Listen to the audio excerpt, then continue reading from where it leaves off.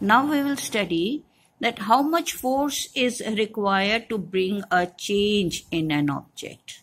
That is, the factors associated with the magnitude of force needed. The first point is mass of the object.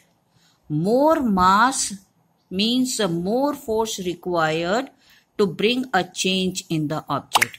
If the object is heavy, we have to apply more force to bring a change in that object. You can see the example here.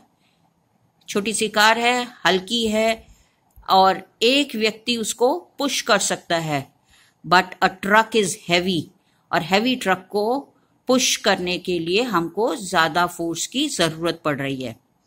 Here there is a light box and a person can carry that light box easily.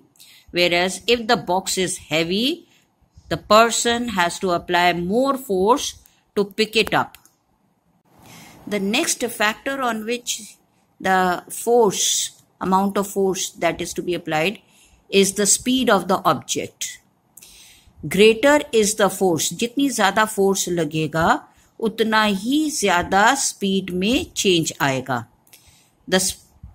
If the amount of force is more, then the speed will also increase.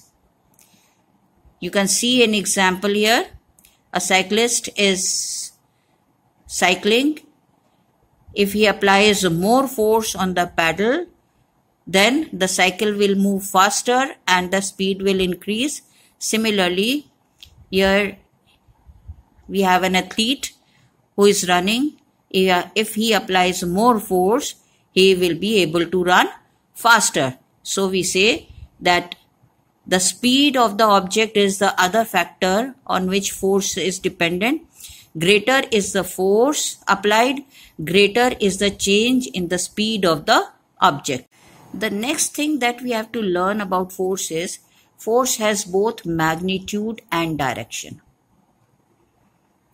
To completely specify force, we need to know both magnitude of the force and the direction in which it is applied.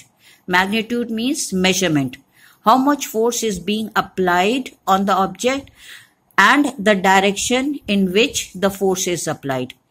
हमको magnitude और direction दोनों ही मालूम होने चाहिए किसी भी force को specify करने के लिए, आइडेंटिफाई करने के लिए या उसको डिफाइन करने के लिए. See an example here. These boys are applying force on the box. दो फोर्स लग रहे हैं एक्स और वाई. दोनों फोर्स की डायरेक्शन सेम है, तो total amount of force will be force x plus force y and the movement of the box will be this direction.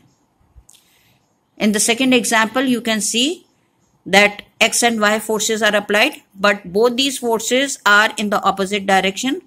So the net resultant force will be x minus y, and the box will move in the direction in which the force out of these two x and y, whichever is greater, इन दोनों में से जो भी force बड़ा है उस direction में ये बॉक्स मूव करेगा.